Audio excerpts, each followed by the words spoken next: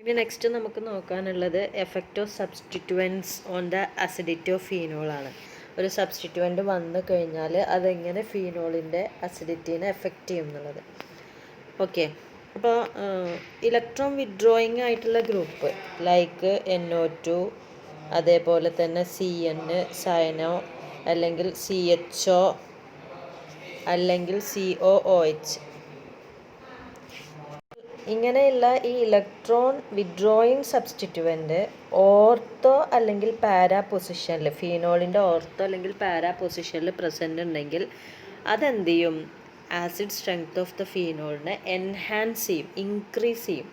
അപ്പോൾ അതിൻ്റെ main reason എന്താണെന്ന് വെച്ചാൽ മൈനസ് മീസോമറിക് എഫക്റ്റാണ്. മൈനസ് ഓർ അല്ലെങ്കിൽ മൈനസ് റെസണൻസ് എഫക്റ്റാണ്. മൈനസ് മീസോമറിക് അല്ലെങ്കിൽ negative mesomeric or resonance effect മൂലമാണ് ഇങ്ങനെ ഒരു acidic strength of phenol increase ചെയ്യുന്നത്.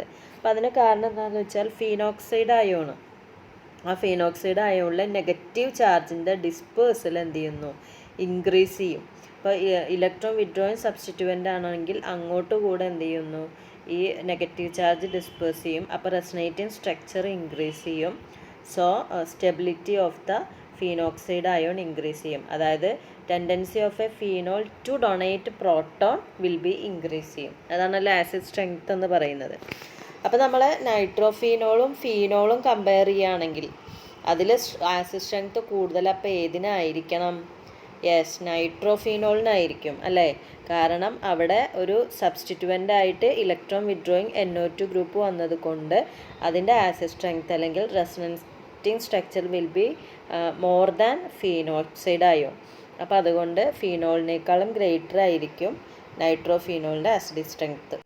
അപ്പോൾ ഇത് ഫീനോക്സൈഡ് അയോണിൻ്റെ റെസണേറ്റിംഗ് സ്ട്രക്ചേഴ്സാണ് ഈ കാണിച്ചിട്ടുള്ളത്. അപ്പോൾ നോക്കിക്കഴിഞ്ഞാൽ നിങ്ങൾക്ക് മനസ്സിലാവും. ഫസ്റ്റത്തെ സ്ട്രക്ചറിൽ എന്താണ്? ഓക്സിജനിലുള്ള ലോൺ പെയർ ഇലക്ട്രോണ് ഇങ്ങോട്ട് ഷിഫ്റ്റ് ചെയ്യും. ഇത് പ്രോട്ടോൺ ഡൊണേഷന് ശേഷമുള്ളതാണ് കേട്ടോ. അതുകൊണ്ട് ഈസി ആയിട്ട് H+ അയോണിനെ ഡൊണേറ്റ് ചെയ്യാൻ പറ്റും, ഇത്ര അധികം സ്ട്രക്ചർ അതിന് പോസിബിൾ ആയതുകൊണ്ട്. ഓക്കെ, പിന്നെ എന്ത് ചെയ്യും ഇത്? അപ്പോൾ നെഗറ്റീവ് ചാർജ് ഇങ്ങോട്ട് എത്തി ഓർത്തോ പൊസിഷനിൽ, അടുത്ത സ്ട്രക്ചറിലോ നെഗറ്റീവ് ചാർജ് ഈ ഒരു പൊസിഷനിലെത്തി. പിന്നെ അത് ഇങ്ങോട്ടല്ല പോവുക, ലെഫ്റ്റിലോട്ടല്ല പോണത്, നേരെ എന്ത് ചെയ്യുന്നത്? നൈട്രോ ഗ്രൂപ്പിലോട്ട് പോകുന്നു. അപ്പോൾ അവിടെ നെഗറ്റീവ് ചാർജിൻ്റെ ഡിസ്പേഴ്സൽ നടന്നു. അതുകൊണ്ടാണ് റെസൊനേറ്റിംഗ് സ്ട്രക്ചർ കൂടിയത്. പിന്നെയാണ് അതിന് ശേഷമാണ് ഈ ഒരു സൈഡിലോട്ട് നെഗറ്റീവ് ചാർജിൻ്റെ ഡിസ്പേഴ്സൽ നടക്കുന്നത്. അപ്പോൾ അതുകൊണ്ടാണ് എന്ത് പറയുന്നത്? ഇലക്ട്രോ വിഡ്രോയിങ് ആയിട്ടുള്ള ഗ്രൂപ്പ്സ് ഉണ്ടെങ്കിൽ that will increase the resonate അല്ലെങ്കിൽ അസിഡിറ്റി ഓഫ് ദ ഗ്രൂപ്പ്. അപ്പോൾ എക്സാമ്പിൾ നോക്കിക്കഴിഞ്ഞാൽ അറിയാം. ഇവിടെ കുറച്ച് എക്സാമ്പിൾസ് തന്നിട്ടുണ്ട്. പാരാനൈട്രോഫീനോൾ, ഓർത്തോനൈട്രോഫീനോൾ, മെറ്റാനൈട്രോഫീനോൾ, ഫീനോൾ. അപ്പോൾ ഏറ്റവും കൂടുതൽ ആസിഡ് സ്ട്രെങ്ത് ഉള്ളത് പാരാനൈട്രോ ആണ്, പിന്നെ ഓർത്തോ ആണ്. ഓർത്തോനേക്കാളും പാരാനേക്കാളും കുറവായിരിക്കും, അതിനേക്കാളും കുറവാണ് ആസിഡ് സ്ട്രെങ്ത് ഓഫ് ഫീനോൾ വരുന്നത്. ഓക്കെ, അതേപോലെ തന്നെ ഇപ്പോൾ മറ്റൊരു എക്സാമ്പിൾ നോക്കുക. ഇലക്ട്രോൺ വിഡ്രോയിങ് ഗ്രൂപ്പിൻ്റെ എണ്ണം കൂടും തോറും ആസിഡ് സ്ട്രെങ്ത് കൂടും. ഏറ്റവും കൂടുതൽ പിക്രിക് ആസിഡാണ്, പാരാനൈട്രോ ഫീനോൾ, അതിനാണ് വരിക. പിന്നെ 2,4-ഡൈനൈട്രോഫീനോൾ, പിന്നെ 4-നൈട്രോഫീനോൾ, പിന്നെ ഫീനോൾ. അപ്പോൾ ഇതിന് ഓപ്പോസിറ്റാണ് ഇലക്ട്രോൺ ഡൊണേറ്റിംഗ് ഗ്രൂപ്പാണ് ഓർത്തോ അല്ലെങ്കിൽ പാരാ പൊസിഷനിൽ ഉള്ളതെങ്കിൽ, അതായത് എക്സാമ്പിൾ പറയുക NH2, അതേപോലെ തന്നെ amino group, OH group, OR group. ഇത്തരം ഗ്രൂപ്പുകളാണ് OR ഗ്രൂപ്പ്. ഇത്തരം ഗ്രൂപ്പുകളാണ് ഓർത്തോ അല്ലെങ്കിൽ പാരാ പൊസിഷനിൽ ഉള്ളതെങ്കിൽ അത് +M അല്ലെങ്കിൽ +R എഫക്റ്റാണ് കാണിക്കുക. അതുകൊണ്ട് തന്നെ നെഗറ്റീവ് ചാർജിൻ്റെ ഡിസ്പേഴ്സൽ കുറയും, അല്ലെങ്കിൽ അതിൻ്റെ സ്റ്റെബിലിറ്റി എന്ത് ചെയ്യും? ഡിക്രീസ് ചെയ്യും എന്ന് പറയാം. ഡീസ്റ്റെബിലൈസ് ചെയ്യും, ഫീനോക്സൈഡ് അയോണിനെ ഡീസ്റ്റെബിലൈസ് ചെയ്യും. അപ്പോൾ അതുകൊണ്ട് തന്നെ പ്രോട്ടോണിനെ വിട്ടുകൊടുക്കാനുള്ള ഫീനോളിൻ്റെ ടെൻഡൻസി കുറയും. ഇപ്പോൾ ഒരു ഓർഡർ ഉണ്ട്. ഇപ്പോൾ ഇവിടെ നോക്കൂ, ഈ 3 ഗ്രൂപ്പ് നോക്കുക. ഇതിൽ മുന്നേ ഒരു ഓക്കെ ദിസ് വൺ. ഇവിടെ നോക്കിക്കഴിഞ്ഞാൽ തന്നെ നമുക്കറിയാം. ഇവിടെ 4 ഗ്രൂപ്പ് തന്നിട്ടുണ്ട്. ഏതൊക്കെയാണ്? പാരാക്രിസോള്, ഓർത്തോക്രിസോള്, മെറ്റാക്രിസോള്, ഫീനോള്. ഇതിൽ ഏറ്റവും കുറവ് ആസിഡ് സ്ട്രെങ്ത് ഉള്ളത് പാരാക്രിസോളിനും ഓർത്തോക്രിസോളിനുമാണ്. അതിന് ശേഷമാണ് ഏത് വരുന്നത്, മെറ്റാക്രിസോൾ വരുന്നത്. അതിന് ഒക്കെ എന്താണ്, ഫീനോളിനേക്കാളും ആസിഡ് സ്ട്രെങ്ത് കുറവാണ്. അപ്പോൾ ഇലക്ട്രോൺ ഡൊണേറ്റിംഗ് ഗ്രൂപ്പ് ആകുമ്പോൾ ആസിഡ് സ്ട്രെങ്ത് കുറയും, ഇലക്ട്രോൺ വിഡ്രോയിങ് ഗ്രൂപ്പ് ആണെങ്കിൽ ആസിഡ് സ്ട്രെങ്ത് കൂടും. അപ്പോൾ നമ്മൾ 3 കൺസിഡർ ചെയ്യുക. ഇതിൽ ഫസ്റ്റ് വണ്ണിൽ NO2 എന്ന് പറയുന്നത് ഇലക്ട്രോൺ വിഡ്രോയിങ് ഗ്രൂപ്പാണ്. ഈ കേസിലാണെങ്കിൽ മെത്തോക്സൈഡ്, ഈ ഗ്രൂപ്പ് എന്ന് പറയുന്നത് ഇലക്ട്രോൺ ഡൊണേറ്റിംഗ് ഗ്രൂപ്പാണ്. അപ്പോൾ ഫീനോളിൻ്റെ പൊസിഷൻ എവിടെ വരും, ബിറ്റ്വീൻ ദീസ് ടു വരും. ഏറ്റവും കൂടുതൽ ആസിഡ് സ്ട്രെങ്ത് വരെ പാരാനൈട്രോ ഫീനോളിനാണ്, പിന്നെ വരുന്നത് ഫീനോള്, പിന്നെയാണ് എന്ത് വരുള്ളൂ, പാരാമെത്തോക്സി ഫീനോളിന് വരിക. ഇനി അടുത്തത് അരോമാറ്റിക് റിംഗ് സിസ്റ്റത്തിൻ്റെ റിയാക്ഷനാണ്. അപ്പോൾ ഈ ഫീനോൾ ഗ്രൂപ്പ് OH ഗ്രൂപ്പ് ഉള്ളത് കൊണ്ട് തന്നെ ഈ നോർമലി ഈ സിസ്റ്റം എന്ത് ചെയ്യുമെന്ന് വെച്ചാൽ ഇലക്ട്രോഫിലിക് അറ്റാക്ക് നടക്കും ഈ മോളിക്യൂളിൽ. അപ്പോൾ കുറച്ച് എക്സാമ്പിൾസ് നമുക്ക് നോക്കാം. ഫസ്റ്റ് നമ്മൾ കൺസിഡർ ചെയ്യുന്നത് സൾഫോണേഷനാണ്. സൾഫോണേഷൻ എന്ന് പറയുന്നത് ഫീനോൾ എന്ത് ചെയ്യുക, കോൺസെൻട്രേറ്റഡ് സൾഫ്യൂരിക് ആസിഡായിട്ട് റിയാക്ട് ചെയ്യുക. അപ്പോൾ നമുക്ക് ഒരു മിക്സ്ചർ ഓഫ് പ്രോഡക്റ്റാണ് കിട്ടുക. അതായത് ഓർത്തോ ഫീനോൾ സൾഫോണിക് ആസിഡിൻ്റെയും പാരാഫീനോൾ സൾഫോണിക് ആസിഡിൻ്റെയും മിക്സ്ചറായിട്ടാണ് പ്രോഡക്റ്റ് കിട്ടുക. സൾഫോണേഷൻ നടത്തി കഴിഞ്ഞാൽ നമുക്ക് ortho and paraphenol sulphonic acid കിട്ടും. ഓക്കെ, അപ്പോൾ റൂം ടെമ്പറേച്ചറിൽ ഇതിൽ പ്രിഡോമിനേറ്റ് ആയിട്ടുള്ള പ്രോഡക്റ്റ് എന്ന് പറയുന്നത് ഓർത്തോ ആണ്. എന്നാൽ ടെമ്പറേച്ചർ കൂടുമ്പോൾ ഏകദേശം ഒരു 373 കെൽവിനിലൊക്കെ പാരാ ഐസോമറാണ് മേജർ പ്രോഡക്റ്റ് ഉണ്ടാവുക. റൂം ടെമ്പറേച്ചറിൽ ഓർത്തോ ഐസോമർ ആയിരിക്കും.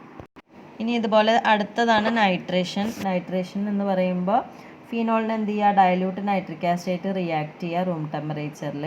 അപ്പോൾ ഇതേപോലെ നമുക്ക് ഓർത്തോ പാരാ നൈട്രോഫീനോളിൻ്റെ മിക്സ്ചറാണ് കിട്ടുക. ഇനി നമുക്ക് ഇതിൽ ഒരു മിക്സ്ചർ, ഇതിൽ ഓർത്തോ അല്ലെങ്കിൽ ഏതെങ്കിലും ഒരു സൊല്യൂഷൻ തന്നിട്ട് ഇതിൽ ഏത് കോമ്പൗണ്ടാണ്, ഓർത്തോ നൈട്രോഫീനോളാണോ പാരാനൈട്രോഫീനോളാണോ എന്ന് ഡിസ്റ്റിങ്വിഷ് ചെയ്യാൻ പറഞ്ഞാൽ അതിന് പറ്റിയൊരു മെത്തേഡ് ഉണ്ട്. അതായത് ഇതിൽ മോർ വൊളറ്റൈലായിട്ടുള്ള കോമ്പൗണ്ട് എന്ന് പറയുന്നത് ഓർത്തോ നൈട്രോഫീനോളാണ്. അപ്പം അതിൻ്റെ റീസണൊക്കെ നിങ്ങൾക്ക് അറിയുന്നുണ്ടാവും. ഇതിലെന്തുണ്ട്, നമ്മൾ പഠിച്ചിട്ടുള്ളതാണത്. ഇതിലെന്തുണ്ട്, ഇൻട്രാമോളിക്കുലാർ